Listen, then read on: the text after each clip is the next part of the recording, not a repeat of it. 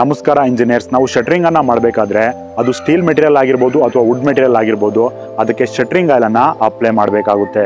Shuttering oil ಅನ್ನ apply ಮಾಡೋದ್ರಿಂದ formal ಅನ್ನ ರಿಮೂವ್ ಮಾಡಬೇಕಾದ್ರೆ ಈಸಿಯಾಗಿ ರಿಮೂವ್ ಮಾಡ್ಬೋದು. ಅದೇ ರೀತಿ ಕಾಂಕ್ರೀಟ್ ನಲ್ಲಿ ಸ್ಮೂತ್ ಫಿನಿಶಿಂಗ್ ಕೂಡ ಬಂದಿರುತ್ತೆ. ಸ್ಟೀಲ್ ಕರೋಡ್ ಆಗೋದನ್ನ ಅಂದ್ರೆ ತುಕ್ಕು ಹಿಡಿಯುವುದನ್ನು ಕೂಡ ಈ ಶಟರಿಂಗ್ ಆಯಿಲ್ ಪ್ರೊಟೆಕ್ಟ್ ಮಾಡುತ್ತದೆ. ನಾವಿಲ್ಲಿ ಪೆಡಸ್ಟ್ರಾಲ್ ಶಟರಿಂಗ್ ಅನ್ನ ಮಾಡ್ತಾ ಇದೀವಿ.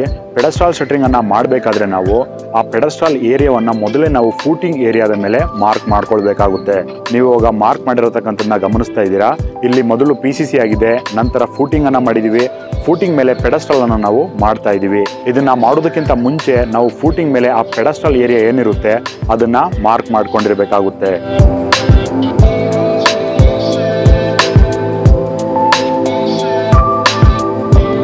ಕಾಂಕ್ರೀಟ್ ಹಾಕಲು ನಾವು ಕಾಲಮ್ ಬಾಕ್ಸ್ ಅನ್ನ ಯೂಸ್ ಮಾಡ್ತಾ ಇದೀವಿ.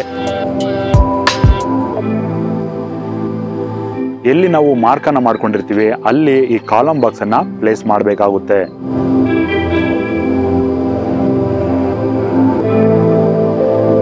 ನಾವು ಮಾಡ್ತಾ ಇರ್ತಕ್ಕಂಥ ಶಟರಿಂಗ್ ವರ್ಕ್ ವರ್ಟಿಕಲ್ ಆಗಿ ಬರ್ತಾ ಇದೆಯಾ ಅಲ್ವಾ ಅನ್ನೋದನ್ನು ಕೂಡ ಚೆಕ್ ಮಾಡಬೇಕಾಗುತ್ತೆ.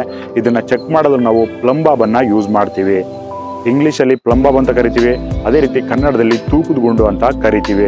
ನೀವು ಇವಾಗ ವಿಡಿಯೋದಲ್ಲಿ ಅಬ್ಸರ್ವ್ ಮಾಡ್ತಾ ಇದ್ದೀರಾ, ಮಾಡಿರ್ತಕ್ಕಂಥದ್ದು ವರ್ಟಿಕಲ್ ಆಗಿ ಇದೆಯಾ ಅಲ್ವಾ ಅನ್ನೋದನ್ನ ಪ್ಲಂಬಾಬ್ ಅನ್ನ ಯೂಸ್ ಮಾಡಿಕೊಂಡು ಚೆಕ್ ಮಾಡ್ತಾ ಇದ್ದೀವಿ.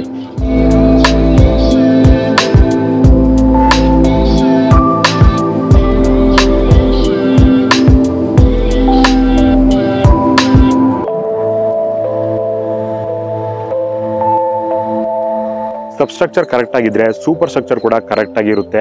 ಗ್ರೌಂಡ್ ಲೆವೆಲ್ನ ಕೆಳಗಡೆ ಬರ್ತಕ್ಕಂಥದ್ದನ್ನ ನಾವು ಸಬ್ಸ್ಟ್ರಕ್ಚರ್ ಅಂತ ಕರಿತೀವಿ. ಅದೇ ರೀತಿ ಗ್ರೌಂಡ್ ಲೆವೆಲ್ನ ಮೇಲೆ ಬರ್ತಕ್ಕಂಥದ್ದನ್ನ ಸೂಪರ್ ಸ್ಟ್ರಕ್ಚರ್ ಅಂತ ಕರಿತೀವಿ. ಸಬ್ಸ್ಟ್ರಕ್ಚರ್ ಅನ್ನ ಮಾಡುವಾಗ ಸ್ಟ್ರಕ್ಚರ್ಗಳು ವರ್ಟಿಕಲ್ ಆಗಿ ಇಲ್ಲ ಅಂತ ಹೇಳಿದ್ರೆ ಅದ್ರ ಮೇಲೆ ಬರ್ತಕ್ಕಂಥ ಸೂಪರ್ ಸ್ಟ್ರಕ್ಚರ್ಗಳು ಕೂಡ ಮಿಸ್ಟೇಕ್ ಆಗುತ್ತೆ. ಅದನ್ನ ಗಮನದಲ್ಲಿಟ್ಕೊಂಡು ನಾವಿಲ್ಲಿ ಸ್ಟ್ರಕ್ಚರ್ಗಳನ್ನ ವರ್ಟಿಕಲ್ ಆಗಿ ಮಾಡಬೇಕಾಗುತ್ತೆ. ಕಾಂಕ್ರೀಟ್ ಅನ್ನ ಹಾಕುವುದಕ್ಕಿಂತ ಮುಂಚೆ ನಾವಿಲ್ಲಿ ಶಟರಿಂಗ್ ವರ್ಕ್ ವರ್ಟಿಕಲ್ ಆಗಿ ಇದೆಯಾ ಅಲ್ವಾ ಅನ್ನೋದನ್ನ ಚೆಕ್ ಮಾಡ್ತಾ ಇದೀವಿ. ಅದೇ ರೀತಿ ಕಾಂಕ್ರೀಟ್ ಅನ್ನ ಹಾಕಿದ ಮೇಲೂ ಕೂಡ ಇದು ವರ್ಟಿಕಲ್ ಆಗಿ ಇರಬೇಕು ಅಂತ ಹೇಳಿದ್ರೆ ನಾವು ಕೊಡ್ತಕ್ಕಂತಹ ಸಪೋರ್ಟ್ ಕೂಡ ಬಹಳ ಮುಖ್ಯವಾದಂತಹ ಪಾತ್ರವನ್ನ ವಹಿಸುತ್ತೆ. ಇದು ಲಿಫ್ಟ್ ಏರಿಯಾಗೆ ಶಟರಿಂಗ್ ಅನ್ನ ಮಾಡ್ತಾ ಇರ್ತಕ್ಕಂಥದ್ದು. ನೀವು ಇಲ್ಲಿ ಗಮನಿಸ್ತಾ ಇದ್ದೀರಾ ಎಷ್ಟು ಸಪೋರ್ಟ್ ಗಳನ್ನ ನಾವಿಲ್ಲಿ ಕೊಟ್ಟಿದ್ದೀವಿ ಅಂತ. ಮತ್ತು ಆ ಲಿಫ್ಟ್ ಏರಿಯಾದ ಸುತ್ತ ಜಾಸ್ತಿ ಏರಿಯಾವನ್ನು ನಾವು ಎಕ್ಸ್ಕವೇಟ್ ಮಾಡಿದೀವಿ. ಮೊದಲನೇ ಕಾರಣ ಸಪೋರ್ಟ್ಗಳನ್ನ ಕೊಡೋದಕ್ಕೆ ನಾವು ಜಾಸ್ತಿ ಏರಿಯಾವನ್ನ ಎಕ್ಸ್ಕವೇಟ್ ಮಾಡಬೇಕಾಗುತ್ತೆ. ಅದೇ ರೀತಿ ಜಾಸ್ತಿ ಏರಿಯಾವನ್ನ ಎಕ್ಸ್ಕವೇಟ್ ಮಾಡೋದ್ರಿಂದ ಕೆಳಗೆ ಇಳಿದು ವರ್ಕ್ ಮಾಡುವುದಕ್ಕೂ ಕೂಡ ಸಹಕಾರಿಯಾಗುತ್ತದೆ. ಕಾಲಮ್ ಬಾಕ್ಸ್ ಅನ್ನ ಫಿಕ್ಸ್ ಮಾಡಿ ಆದ್ಮೇಲೆ ಎಡ್ಜಸ್ ಅಲ್ಲಿ ಜಾಸ್ತಿ ಗ್ಯಾಪ್ ಇದೆಯಾ ಅಂತನೂ ಕೂಡ ಚೆಕ್ ಮಾಡಬೇಕಾಗುತ್ತೆ. ನಾವೇನಾದ್ರೂ ಕೂಡ ಹಳೆ ಬಾಕ್ಸ್ ಗಳನ್ನ ಯೂಸ್ ಮಾಡ್ತಾ ಇದ್ರೆ ಎಡ್ಜಲ್ಲಿ ಜಾಸ್ತಿ ಗ್ಯಾಪ್ ಡೆವಲಪ್ ಆಗುತ್ತೆ. ಇದರಿಂದಾಗಿ ನಾವು ಕಾಂಕ್ರೀಟ್ ಅನ್ನ ಹಾಕುವ ಸಮಯದಲ್ಲಿ ಸ್ಲರ್ರಿ ಲೀಕೇಜ್ ಆಗುವಂತ ಚಾನ್ಸಸ್ ಕೂಡ ಜಾಸ್ತಿ ಇರುತ್ತೆ. ಆದ್ರಿಂದ ಕಾಲಮ್ ಎಡ್ಜಸ್ ಗಳಲ್ಲಿ ಜಾಸ್ತಿ ಗ್ಯಾಪ್ ಡೆವಲಪ್ ಆಗಿದ್ಯಾ, ಅದು ಆಗಿದ್ರೂ ಕೂಡ ನಾವು ಅದನ್ನ ರೆಕ್ಟಿಫೈ ಮಾಡಿ ನಂತರ ಕಾಂಕ್ರೀಟ್ ಅನ್ನ ಹಾಕಬೇಕಾಗುತ್ತೆ.